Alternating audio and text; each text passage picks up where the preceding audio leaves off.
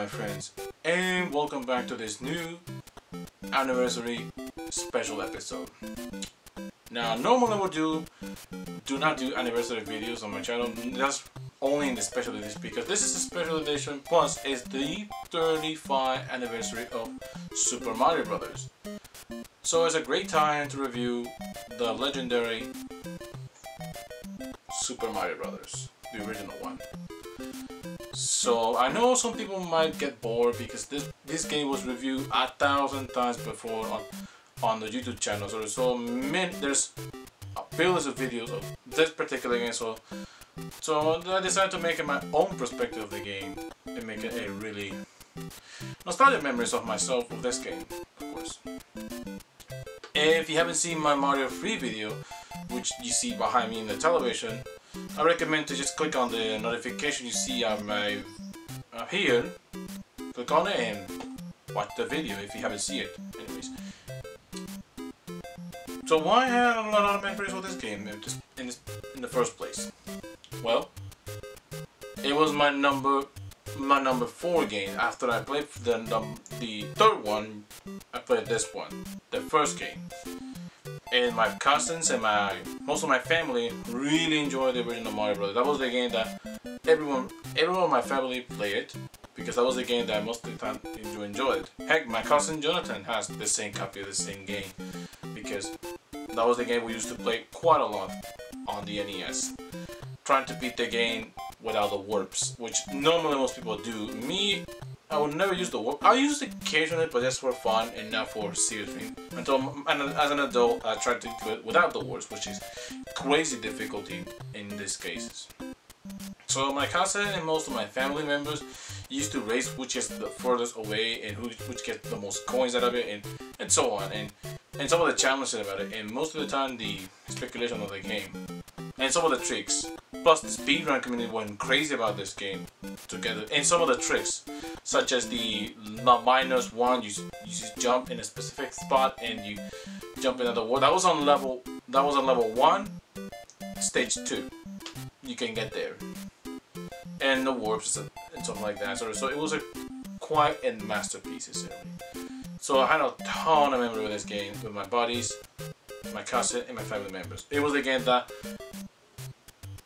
really sparks the universe of Nintendo. Remember, it was created by Shigeru Miyamoto he created obviously Donkey Kong and the Mario Brothers, but then he thought it was making a game that is not like a static screen like normally would on the NES, but he decided to break that area and make a game. One of the first now this is not the first scrolling game that came out years before with a game known as Football for the Atari Arcade in 1977. I'll put the name of the game for the first scrolling game. Well, but it was the first game that used scrolling and as a platform, something you never see on the NES or Famicom at the time, because most of it was just one screen at a time in black. So anyway, that was the first game that broke that boundary. It pushed the development of the NES. This game, unlike other games, it used nonetheless less than 1 megabyte, kilobytes, super tiny. I'll put the exact size of the original game so you can see it. So they made a lot of things. Compression. They compress tile, code, sprites. They all compress and double and make it more easy to store on memory, since memory is very limited on that point. Now this is way before the memory.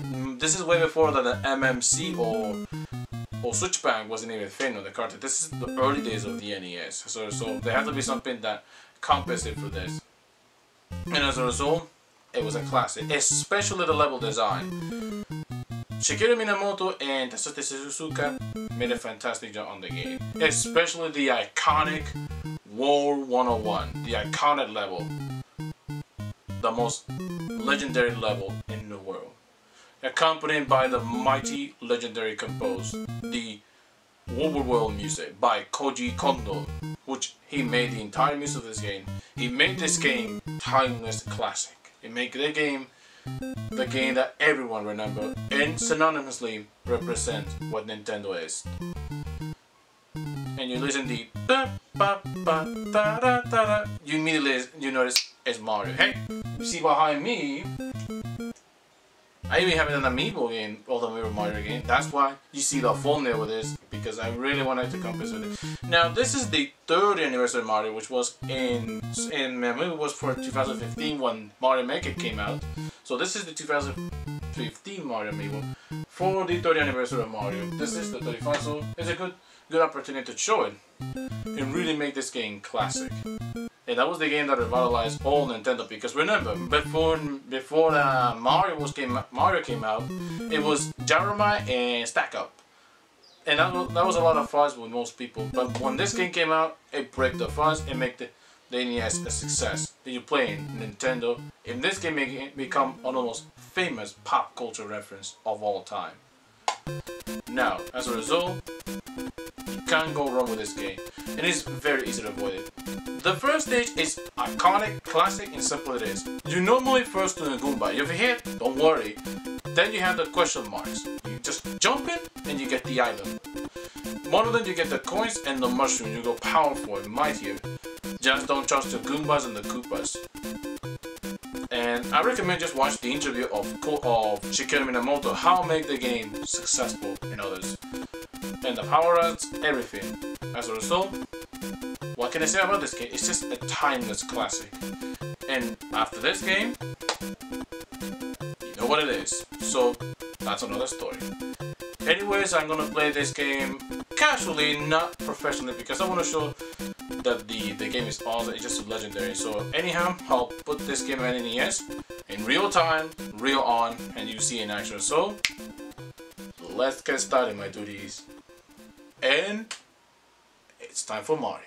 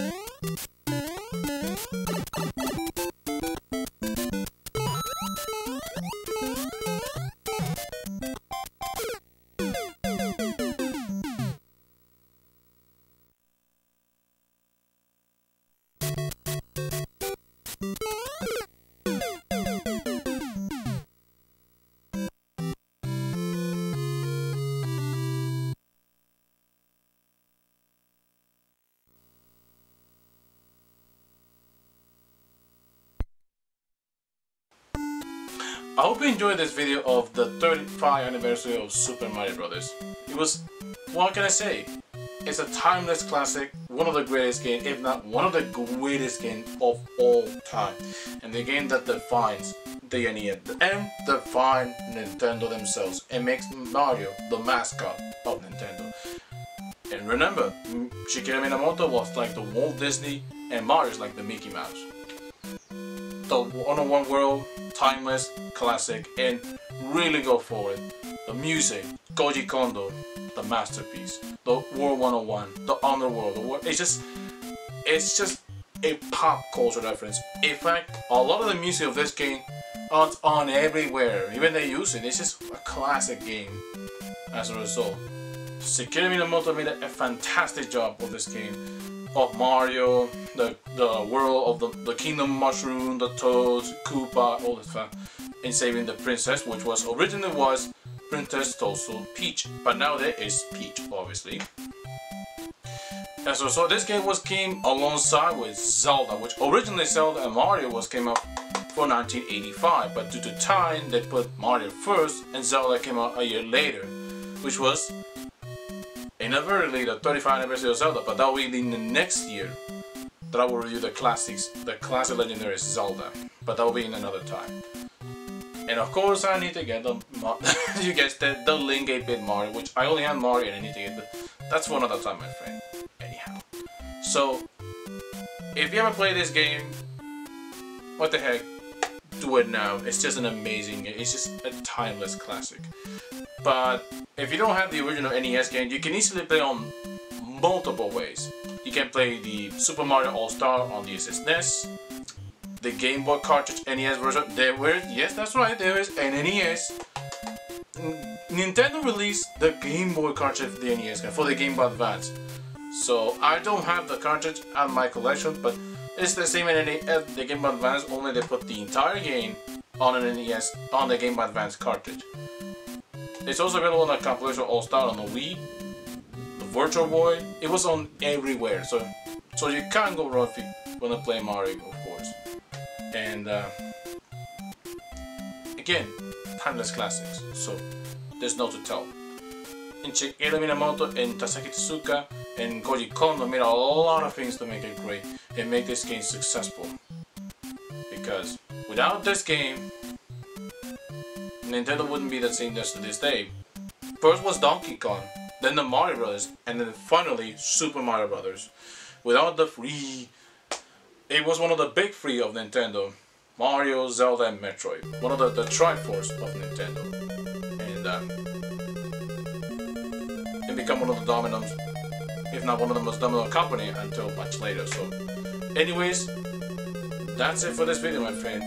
Oh, and by the way, there's one game that most people don't remember. There is the Versus System Mario. Check out the video of John's Arcade. In the arcade version of this particular game, it's a lot harder. The sequence changes. The color palette is different, but it's exactly the same game, only a lot tougher. And believe it or not, the joystick on the Versus game is really comfortable to it. It's just really good.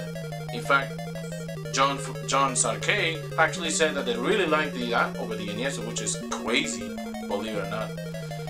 Truly a pop culture.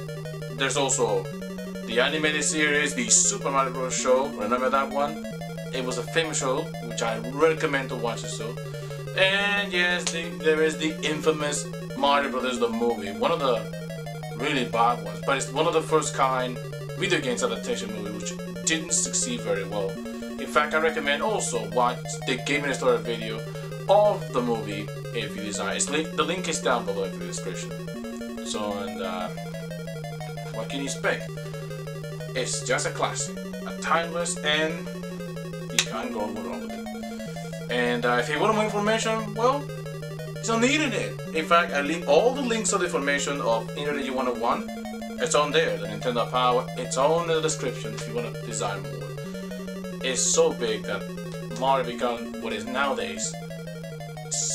Speaking of Mario, you have to get to Zelda, but that will be again in the next year. But before we're gonna finish this video, I'm gonna show something that I really want to show.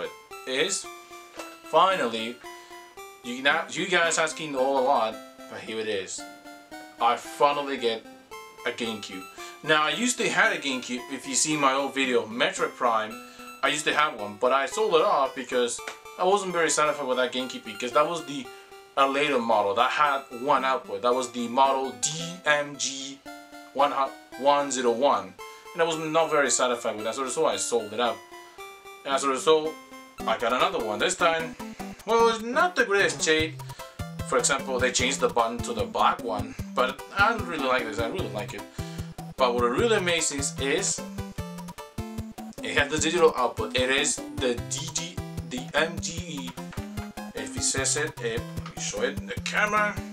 Here it is, the DOC 001. It has the digital output. That means you can easily connect the Eon and the Kabi, which you can easily get the best output out of the GameCube as a result. And I'm very happy to have one. I finally can do the episode of the GameCube.